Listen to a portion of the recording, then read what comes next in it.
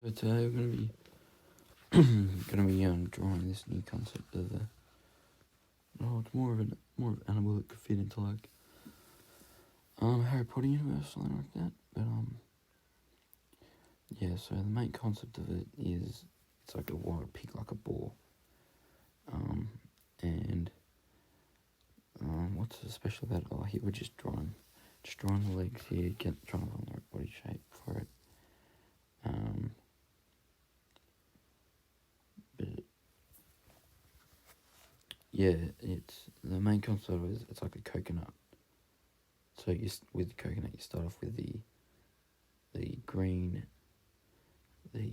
outer shell, and that breaks down into that furry brown second layer of the coconut, and then finally the third layer of the coconut, which is like the coconut fibers and the coconut milk. So this is essentially what this animal is like. So it just starts out normally with its green, the green layer, which is the first outside, which you'll see in a moment as we're drawing it. But this is like it's out of protection, like these animals would be in tropical climates. Place pretty tropical. Vegetarian. Not really sure how they eat yet because I haven't really drawn any mouths on them, so I'll have to fix that up in the design. It's got quite large tusks. I'm going to say these are made of the actual coconut meat, so I don't know how hard they'd be. Probably like maneuvering, like make them bigger or whatever. But yeah, like essentially when it gets injured or like its shell runs out, like gets worn away, it'll fall off, and then it will show the second layer, which will be the brown furry shell of the coconut.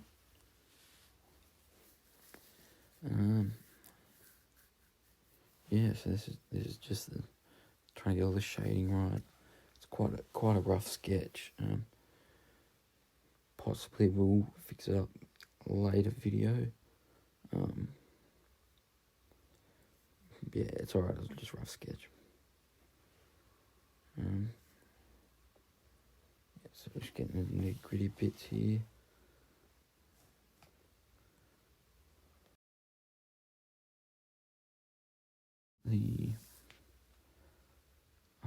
I wouldn't really have many natural predators. Probably only quite large water animals, as probably be living near beaches, because that's usually where you find coconut trees.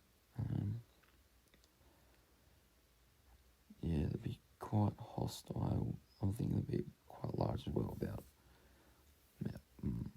6 feet tall, 350 pounds, like quite large durable animals. Probably reside in herds as well, herds of boars. Could use them as mounts, or they could actually go in like a D&D universe as well, to fit quite well in there in a tropical campaign. Probably be great mounts as well. Great mounts. Overall, I was thinking about the concept of them being like a phoenix. So when they get to their final stage and they die, they're simply reborn with all 3 layers of their shell again. So that would be quite a cool concept. They're quite.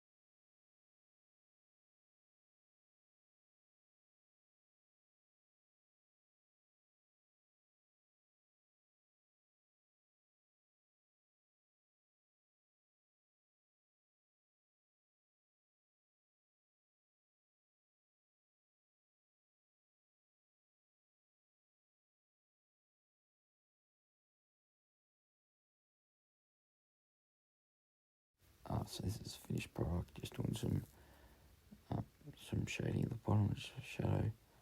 Looks quite nice. I like the, looks kind of like it's a little bit painted, quite nice.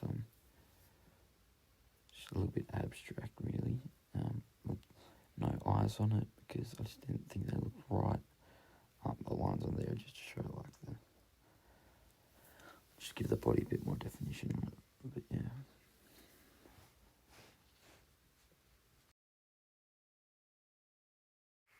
I was thinking as well they become quite defensive when they have all three layers, but then as they lose their layers of their body, they become a bit more like offensive. They become a bit more aggressive, so they're more hostile beasts. Cause I'm thinking with their most hell layer, they're like pretty bulletproof. Like only really be like really like hit really hard with like massive hammers or something like that. That could really affect it. But once that green layer's off, it would then be more susceptible to like bullets or arrows and stuff like that. So yeah, this is the first stage of the coconut ball. Probably could think of a more intriguing name, but yeah, that's a finish. Yeah. So now we're going to the second stage. Didn't record the first bit of the sketch because I forgot about that. But yeah, as you can see, it's just like the coconut you find in the store. The outer shell's already been ripped off. The horns are a bit more upright as well. Yeah, so this would be a lot weaker. Probably a little bit more agile. It's a little bit beefier as well. Yeah, and I think I showed this. The horns are actually like protruding like from underneath, so like they're broken out of the shell. So it looks like an actual, like from the coconut that's on the inside. So yeah, this would be a more agile and aggressive beast. Yeah, so this would probably be a few more years into its life. I haven't really thought of a huge backstory for it yet, but yeah. So yeah, here's a little sketch. Like start off with our layer, and then as it's smashed by a hammer or something, it breaks off, and yep, and there you go, the new ball. So that's the basic concept of it. Yeah, don't know if it's classified as a magical being or whatever, but it would fit into a universe like that since it could be like reborn. It's like a phoenix. So this is the finished product here. And we'll now move you on to the third and final stage of the coconut ball.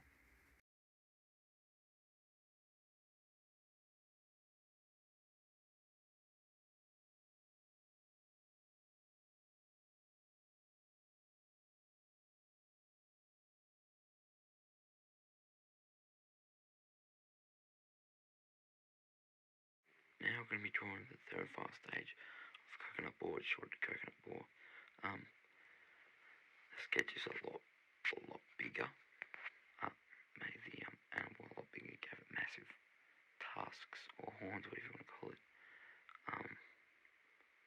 to show that it's been like caged up in those two shells.